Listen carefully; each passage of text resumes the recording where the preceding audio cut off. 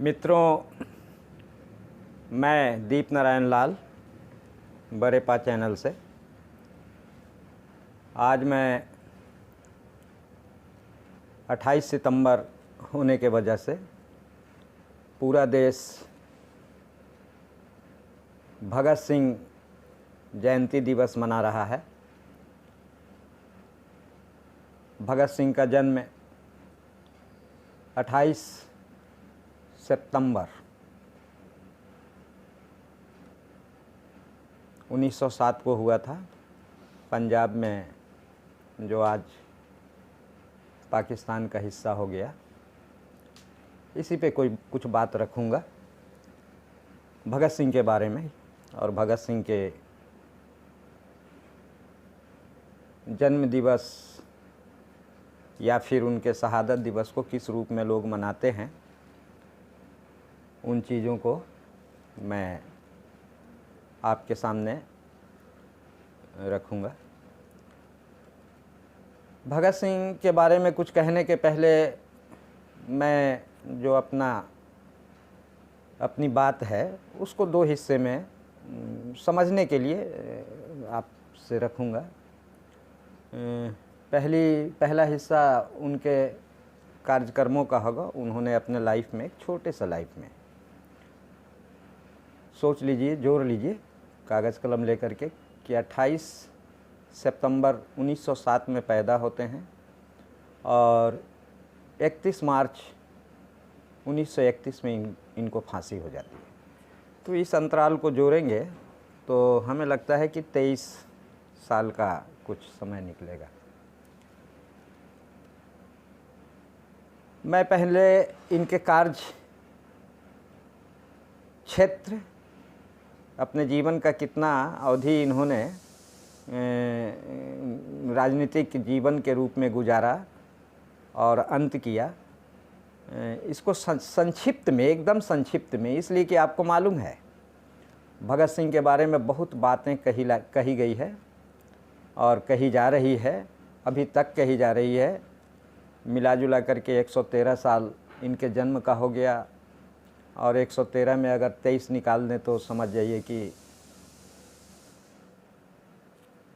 उनके शहादत का बाद का जो साल है यह भी 90 साल के आसपास हो गया। तो 90 साल से लगातार भगत सिंह के बारे में आप सुन रहे हैं, समझ रहे हैं, लोग बता रहे हैं आपको।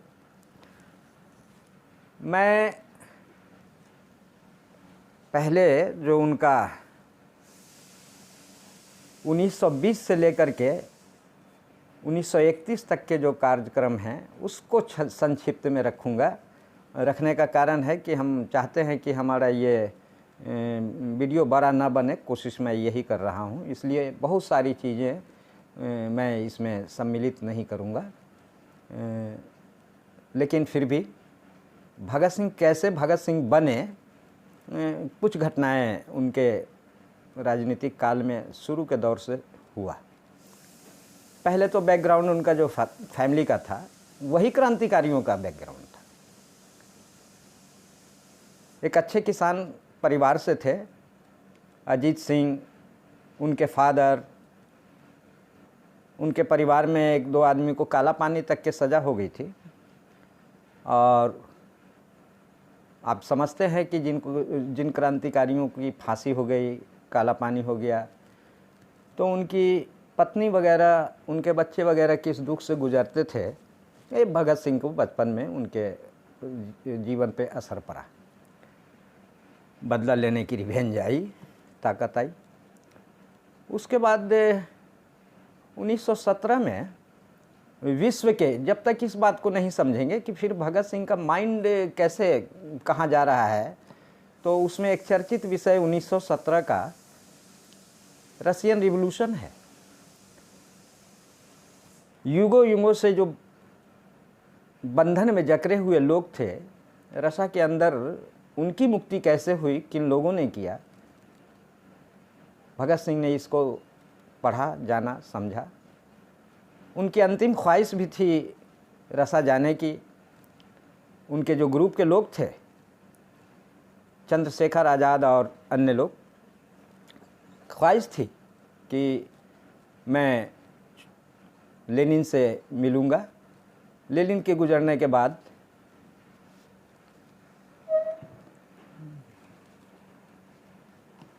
जो रसा के दूसरे ये हुए,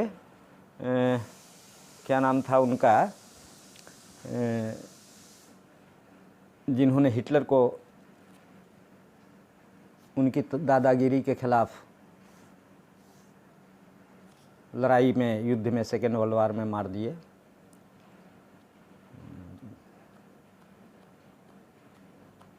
भूल गया मैं। चलिए, तो सोवियत रिवॉल्यूशन से इंस्पायर्ड हुए। राजनीति तो भारत में करना था ना। महात्मा गांधी दक्षिण अफ्रीका से आंदोलन करते हुए फिर भारत आए। भारत से पश्चिमी चंपारण से एक आंदोलन शुरू करके लोकप्रिय हुए और देश की आज़ादी की लड़ाई में शामिल हुए। तो 1920 में महात्मा गांधी ने नॉन कोऑपरेशन मूवमेंट, असहयोग आंदोलन की शुरुआत की। देश की जनता सीधे सीधे ये हो गए, चले गए गांधी के नेतृत्व में। और उस समय भगत सिंह एकदम ये थे। तो जालियांवाला बाग कांड 1919 में जालियांवाला बाग कांड हुआ था, उससे इंस्पायर्ड होते हैं। उसकी मिट्टी को अपने हाथ में उठा करके और इसमें चंदन के रूप में लगाते हैं और माँ को कहते हैं कि माँ, मैं तो इसका बदला लूँगा। नॉन कोऑपरेशन मूवमेंट में भगत सिंह बहुत ज़्यादा एक्टिव नहीं हुए, चूँकि एक 13 साल 14 साल का बच्चा कितना एक्टिव हो सकता है ये तो आप अनुमान लगा सकते हैं। लेकिन वहाँ से उनकी एक दृष्टिकोण बनती है। भगत सिंह बहुत ज़्यादा वहाँ परिपक्व तो नहीं हुए, लेकिन भारतीय राजनीति परिपक्व हो रही थी। चौरा चौरी एक इलाका है लखनऊ से 16 किलोमीटर पश्चिम उत्तर प्रदेश में। नॉन कोऑपरेशन मूवमेंट के सवाल पे वहाँ लोग आंदोलन कर रहे थे और पुलिस रोकने आई। तो पुलिस और आंदोलनकारियों में झड़प हुई थी, जिसमें 1-2 क्रांतिकारी, 1-2 भारतीयों की हत्या कर दिया था पुलिस वालों ने। तो लोग उग्र हो करके और चौरा चौरी थाना तक के एकदम जला करके और कई पुलिस वालों को मार दिया। ये इतिहास की किताब में चौरा चौरी कांड काफ़ी चर्चित है। गांधी जी ने जब इस कांड के बारे में सुना और इसको देखा तो गांधी जी ने नॉन कोऑपरेशन मूवमेंट को वापस ले लिया। तर्क ये था कि हम अहिंसा के आधार पे देश को आज़ादी चाहते हैं, हम वैसे नहीं करेंगे। इसलिए अब आप ही लोग लड़िए जो लोग हिंसा में विश्वास रखते हैं। काफ़ी क्रिटिसाइज हुई, पूरे देश ने क्रिटिसाइज़ किया गांधी को। यहाँ तक हुआ कि मोतीलाल नेहरू, चित्तरंजन दास, ये सब के सब कांग्रेस छोड़ दिए और चले गए, अपने अपने घर चले गए। दूसरा घटना उसी क्रम में गांधी के रिवेंज में या चौरा चौरी कांड के वजह से नॉन कोऑपरेशन मूवमेंट को वापस ले लेने में दूसरी घटना ये घटी कि कुछ जो क्रांतिकारी दिमाग के थे, कुछ जो हिंसा और अहिंसा को एक अगला से लड़ाई के क्रम में हमें हिंसा अपनाने की ज़रूरत है, हम अहिंसा अपनाने की ज़रूरत है, हम किसी को मारना नहीं चाहते, लेकिन अगला हमें मार रहा है तो हमें भी मारना पड़ेगा। इस किस्म के जो सोच वाले लोग थे, इन लोगों ने हिंदुस्तान रिपब्लिकन एसोसिएशन करके एक दल बना लिया, यानी कांग्रेस टूट गई। चलिए, यहाँ भगत सिंह थोड़ा परिपक्व हुए और राजनीति को समझने लगे। इसके बाद एक इन लोगों ने जो क्रांतिकारी दल का निर्माण किया, हिंदुस्तान रिपब्लिकन एसोसिएशन, तो उसमें धन की ज़रूरत थी। अगला जैसे हम पे अटैक करेगा, उस पे अटैक करने के लिए हमारे पास भी आर्म्स होना चाहिए, नहीं था। आर्म्स होने के लिए पैसा चाहिए था, पैसा नहीं था। तो एक प्रोग्राम ये लोग बनाते हैं, काकोरी, एक रेलवे स्टेशन पे ट्रेन से सरकारी खजाना अगर जा रही है लेकर के ट्रेन, तो उसको लूटना है। और लूटना इस मकसद से है कि उससे हम आर्म्स बनाएंगे, उससे बम बनाएंगे, उससे अंग्रेज़ों के अटैक को जवाब देने के लिए हम भी ये रखेंगे। वो होता है, उसमें राजगुरु हैं, सुखदेव हैं, भगत सिंह हैं, चंद्रशेखर आज़ाद हैं, अशफाकुल्ला हैं, वो राम प्रसाद बिस्मिल हैं, बोहरा हैं, दुर्गा भाभी हैं और बहुत लगभग माने एक जो इनकी बहुत बड़ी टीम थी, सब उस प्रोग्राम से सहमत होते हैं और उसकी एक प्लानिंग होती है और उस काम को किया जाता है। लेकिन बाद के दिनों में उसमें कुछ लोग पकड़े जाते हैं, जिसमें राम प्रसाद बिस्मिल, अशफाकुल्ला और एक साथी हैं, फांसी की सज़ा हो जाती है। तो ये एक प्लानिंग कि भाई ऐसे नहीं होगा, माने देश के आज़ादी में सत्य और अहिंसा का कोई बाउंड्री नहीं, कोई ये लक्ष्मण रेखा नहीं, हमें जैसे भी आज़ादी चाहिए वैसे हमें आज़ादी लेना है। उसके बाद साइमन कमीशन का आगमन होता है। साइमन कमीशन एक ऐसा कमीशन, एक ऐसा आयोग जो भारतीय पॉलिटिक्स में एक नए किस्म की जो जज्बा आ रही थी, इसको कैसे रोका जाए, और ये सिर्फ अंग्रेज़ लोग ही बैठ कर के इस कमीशन में तय करेंगे कि भारत के लिए हमें विधि व्यवस्था कैसे बनाना होगा। और इसका विरोध लाला लाजपत राय बड़े पैमाने पे करते हैं, बड़े पैमाने पे लाला लाजपत राय करते हैं और जुलूस प्रदर्शन, साइमन कमीशन गो बैक के नारे लगते हैं और अंततः साइमन कमीशन को रोका गया। उसमें जो जुलूस प्रदर्शन हो रहे थे, लाला लाजपत राय को लाठियों से पीटा गया, अंग्रेजी पुलिस ने उनको काफ़ी ये किया, घायल किया और लास्ट में 2-4 महीना के अंदर में इसी मार से लाला लाजपत राय ख़त्म हो। ये एक गुस्सा, ये एक बहुत ख़तरनाक घटना घटी देश के अंदर।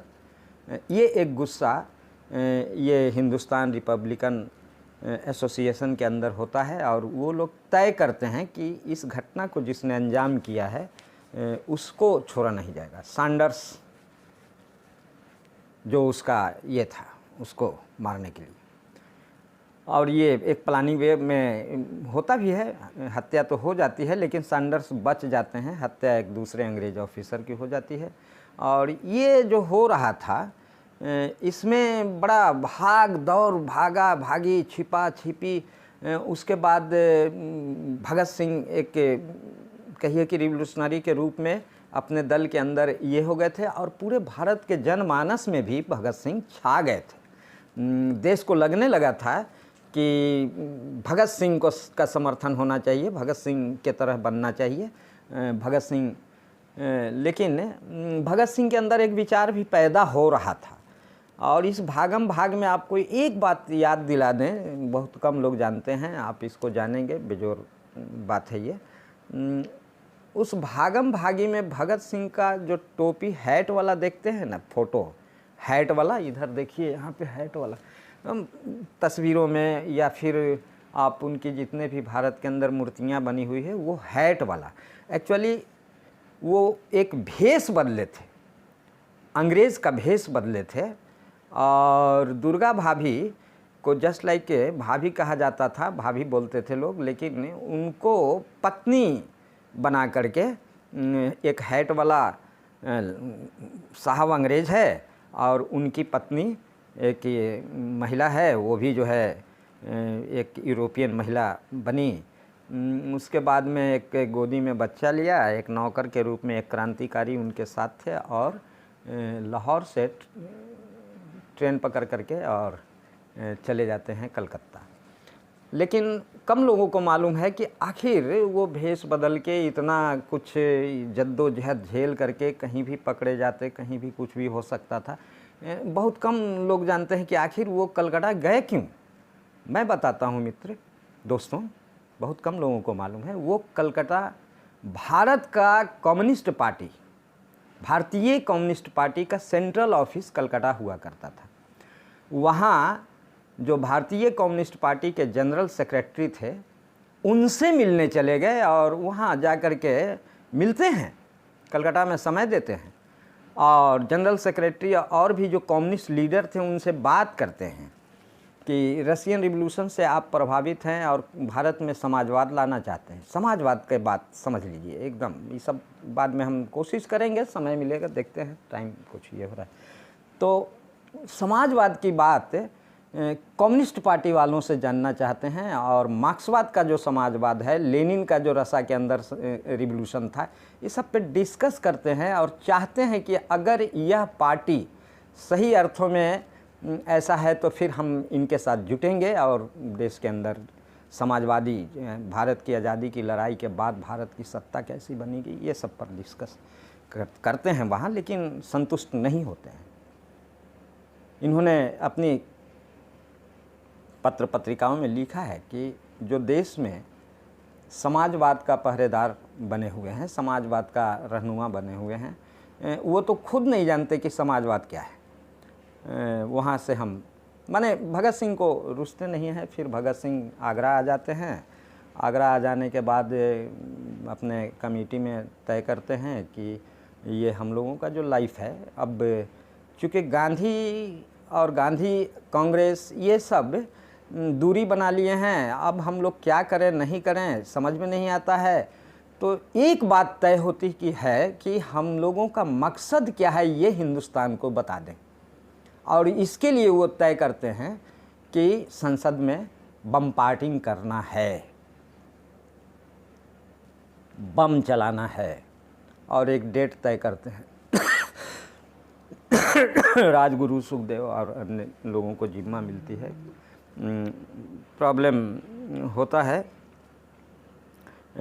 उसमें ये तय नहीं कर पाते हैं कि किसको जाना चाहिए नहीं जाना चाहिए। भगत सिंह बताते हैं कि जो बात को रख सके, ढंग से बात को रख सके कि उस फांसी तो तय है ही, लेकिन बात मरेगी नहीं, शरीर मरेगा। तो ये बात को रखने के लिए भगत सिंह को उसमें लाया जाता है, जबकि चंद्रशेखर आज़ाद काफ़ी विचलित हो जाते हैं कि भगत सिंह को ये दे दोगे, भगत सिंह ये को ख़त्म कर दोगे। कमेटी में रखते हैं, लेकिन भगत सिंह ही चंद्रशेखर आज़ाद को समझाते हैं कि ये काम मुझे करने की आवश्यकता है देश को। और आगे की कहानी जानते हैं। एक बात बीच में कह दूँ, चमन लाल ने भगत सिंह पे बहुत कुछ लिखा है। चमन लाल करके एक ऑथर हैं, उनकी किताबों को पढ़िएगा। दूसरा जो है हम आपको बताते हैं कि अपने YouTube के सर्च बॉक्स में जाएंगे और वहाँ स्टडी IQ लिखते हुए आप अगर लिखेंगे भगत सिंह हिंदी तो हिंदी में आएगा, भगत सिंह अंग्रेज़ी तो अंग्रेज़ी में आएगा, और बहुत सुंदर सुंदर लेख आएगा। आप उन लेखों को पढ़िएगा। तीसरा मैं ये कह रहा हूँ कि राजकुमार संतोषी की एक फिल्म आई थी लीजेंड ऑफ भगत सिंह। अब हम चाहते हैं कि उस फिल्म में को ज़रूर देखिए, इसलिए कि भगत सिंह पे बहुत फिल्में बनी, लेकिन ये जो लीजेंड ऑफ भगत सिंह जो बनी वाकई तारीफ़ करने योग्य है। मैं चाहूँगा कि भगत सिंह के बारे में जानने के लिए ये सारे मटेरियल को जब ढूंढेंगे तो भगत सिंह को आप जानेंगे, ये मेरी सलाह है। तो खैर फिर हम अगर इधर घुसेंगे तो बहुत लंबा चले जाएंगे।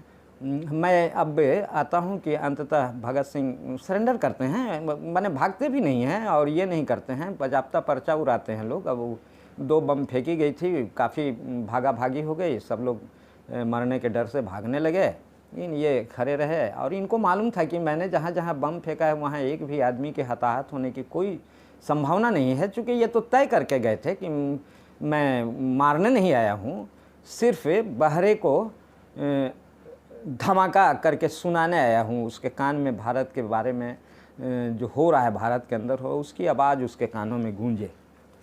और लंबी ट्रायल वगैरह हुई, उसमें भगत सिंह को फांसी की सज़ा दी गई। लेकिन एक बात मैं कहूँ वो कि Irwin pact, Gandhi Irwin pact हुआ था। तो गांधी इरविन पैक्ट में बहुत सारे जो सिस्टम थे और उस सिस्टम को लागू करना है भारत में, कुछ चीज़ गांधी के हैं और कुछ चीज़ इरविन के हैं, और दोनों में एक सामंजस्य बैठे, तो उस सामंजस्य में इस पैक्ट का मतलब समझौता, एक समझौता पे सिर्फ गांधी ही होंगे और बहुत सारे शर्त थे। एक सिर्फ अगर इरविन पैक्ट पर ही बात किया जाए तो लंबी बहस होगी, लेकिन दो बात बताते हैं। गांधी ने पूर्ण स्वराज की मांग इरविन से नहीं की। गांधी पूर्ण स्वराज की बात इरविन में नहीं की, इरविन से, और इरविन पैक्ट के बाहर आए तो गांधी की काफ़ी आलोचना हुई। दूसरा, उसने ये शर्त रखा कि ये जो बंद हैं जिनकी फांसी का डेट तय हो गया है इन लोगों का, इन लोगों को मैं छोड़ूंगा नहीं। एक संभावना बनती थी वहाँ कि तब फिर हम साइन नहीं करेंगे, हम सिग्नेचर नहीं करेंगे अगर भगत सिंह को नहीं छोड़ोगे, तब सारी समझौताएं आपका मैं मान लूँगा, लेकिन आपको गांधी, राजगुरु, सुखदेव, इनको छोड़ना होगा। गांधी ये नहीं मांगते हैं, पूर्ण स्वराज की भी बात नहीं कहते हैं। इन दोनों बातों पे जवाहरलाल नेहरू काफ़ी विचलित होते हैं। गांधी के ही चेला, गांधी के ही मार्ग पे चलने वाले, समाजवाद का बहुत बड़ा विद्यार्थी Jawaharlal Nehru, man of the letter Jawaharlal Nehru, लेकिन समाजवाद का पता नहीं क्यों उन्होंने त्याग देने की मानसिकता बनाई, और अंततः जो है बाद के दिनों में सुभाष चंद्र बोस से अच्छी बनी, चूँकि सुभाष चंद्र बोस भी कम लोगों को मालूम है, सुभाष चंद्र बोस भी समाजवाद के ये थे, पक्षधर थे। जवाहरलाल नेहरू भी थे, बहुत लोग थे, लेकिन अंततः जो है भगत सिंह को 23 मार्च को ये कर दिया गया। तो ये एक भगत सिंह के बारे में मोटा मोटी मैं ये किया। अब भगत सिंह का जो एक दूसरा जो पक्ष है, फिलॉसफी, तो भगत सिंह फिलॉसफिकल एटीट्यूड में समाजवाद को पसंद करते थे। मैंने कहा ना कि रशियन रिवॉल्यूशन का इन पर बड़ा असर पड़ा। वो चाहते थे कि एक ऐसा समाज बने भारत के आज़ादी के बाद जहाँ मज़दूरों का शोषण नहीं हो, किसानों का शोषण नहीं हो, महिलाओं पे दमन नहीं हो, छात्रों को रोज़गार मिले, शिक्षा का फ्री में गुणवत्तापूर्ण शिक्षा मिले, मेडिकल की आवश्यकता हो तो एकदम, चूँकि वो जीवन को बचाने का एक ये है क्षेत्र है मेडिकल साइंस, तो लोग वहाँ आराम से इलाज करा सकें, उसके लिए कहीं लूटपाट टाइप का कोई व्यवस्था न बने। और ये सब मिला जुला करके समाजवादी जो अवधारणा है भगत सिंह ये चाह रहे थे। लेकिन इस देश में चूँकि भगत सिंह के जाने के बाद भगत सिंह के जो खत किताबत और अपने साथियों को जो पत्र वगैरह भेजे, उसमें ये बात एकदम झलकती है कि उन्होंने मार्क्स और लेनिन को और उनके विचारों को आत्मसात करने की कोशिश कर रहे थे। मतलब अगर भगत सिंह बच गए होते तो हो सकता है कि देश के आज़ादी के समय तक होते तो देश का आज़ादी के बाद की जो स्थिति है अभी, ये सब नहीं होता। तो ये काम छूट गया है भगत सिंह का, ये काम छूट गया है। मैं अब आपसे अपनी बात कहना चाहूँगा कि ये जो भगत सिंह जिन चीज़ों के, जिन आदर्शों के लिए, जिन मूल्यों के लिए अपनी शहादत दे रहे थे, तो ऐसा नहीं लगता है कि ये काम छूट गया। इस काम को कौन पूरा करेगा? दायित्व नहीं बनता है। आज़ादी के बाद जो आप हैं, जो छात्र है, जो नौजवान है, किसान है, सब पर तो हमला हो रहा है। किसान बिल, किसानों पे हमला, शिक्षा बिल जिसको नई एजुकेशन सिस्टम कहते हैं, पॉलिसी कहते हैं, नेप 2020, ये तो छात्रों पे हमला है ना।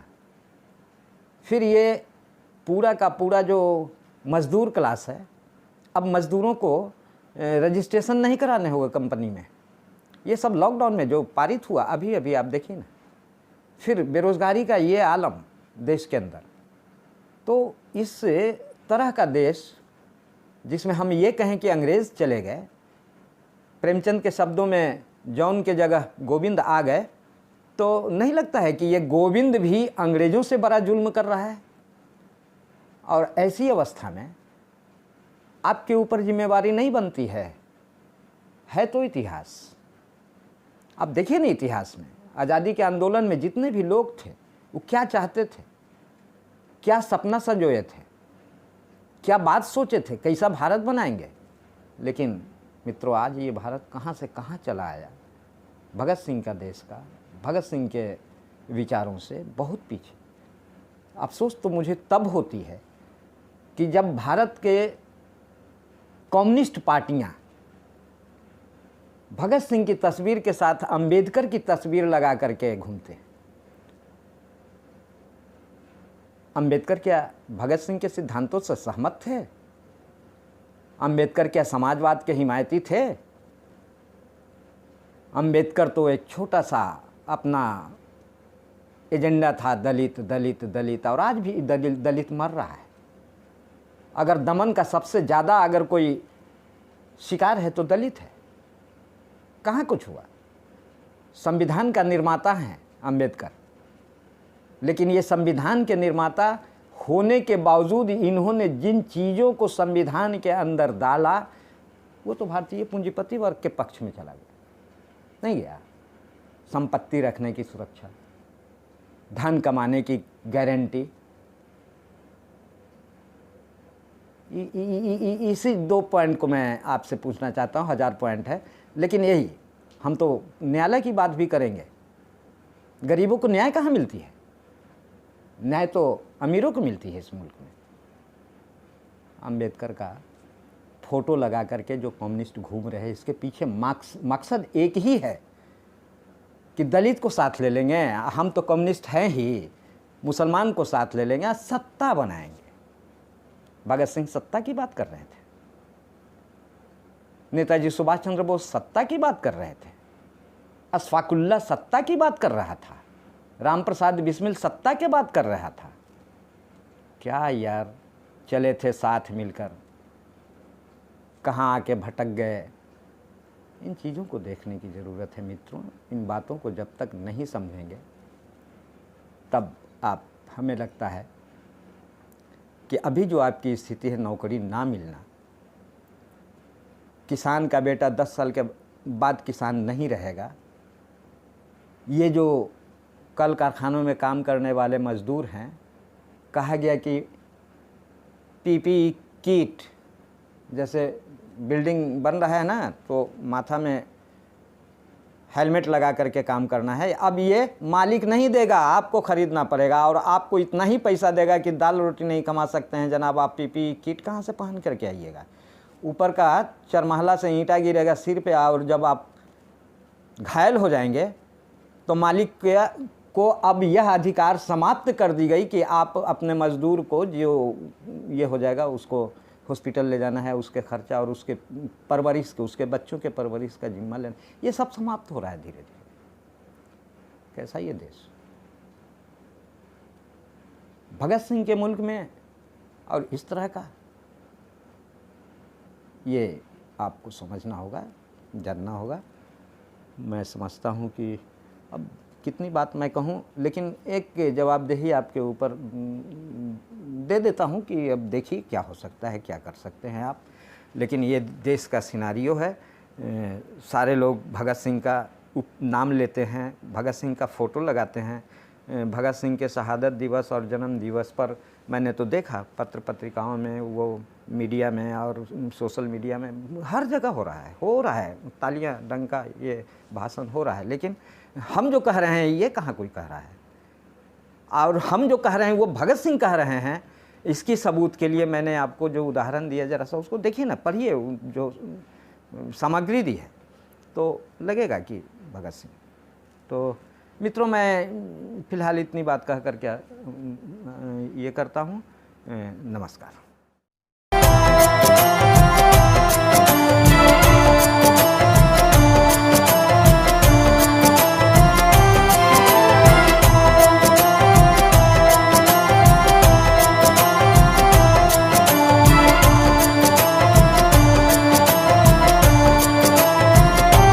भगत सिंह लौट के आ, पुकारे देश तेरा।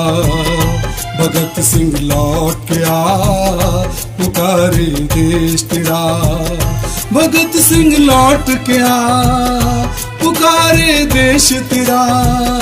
भगत सिंह लौट के आ, पुकारे देश तेरा, पुकारे देश तेरा। भगत सिंह लौट के आ, पुकारे देश तेरा।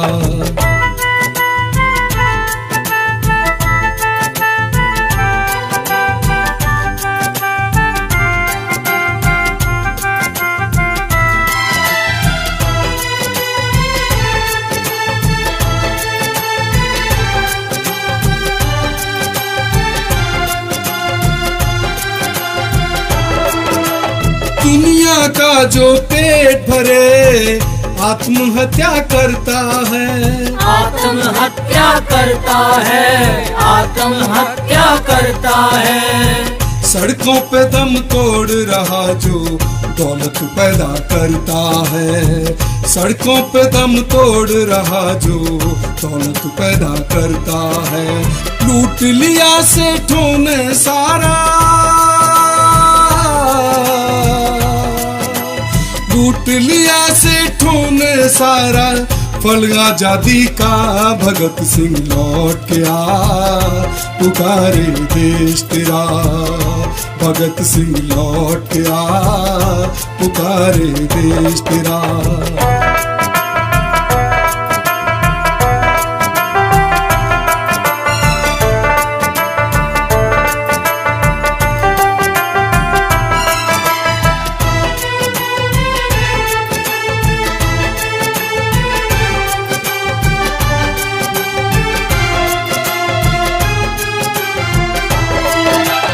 देश प्रेम बलिदान के सारे आदर्शों को भुला रहे, आदर्शों को भुला रहे, आदर्शों को भुला रहे।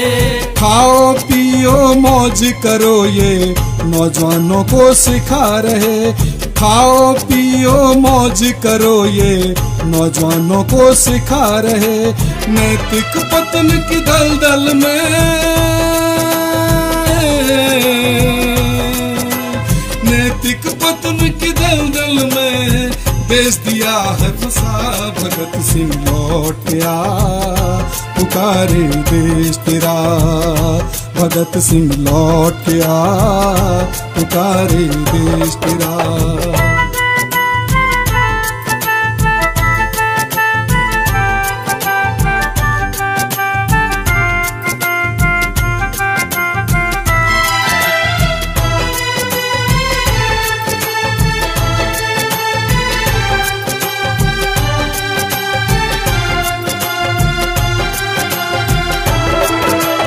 तूने छेड़ी जंग देश से शोषण जुल्म मिटाने की, शोषण जुल्म मिटाने की, शोषण जुल्म मिटाने की। इनकी चाल रही समझौते से सत्ता हथियाने की। इनकी चाल रही समझौते से सत्ता हथियाने की। राज थोप दिया जनता पे,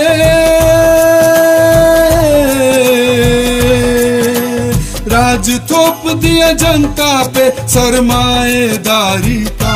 भगत सिंह लौट के आ, पुकारे देश तेरा। भगत सिंह लौट के आ, पुकारे देश तेरा।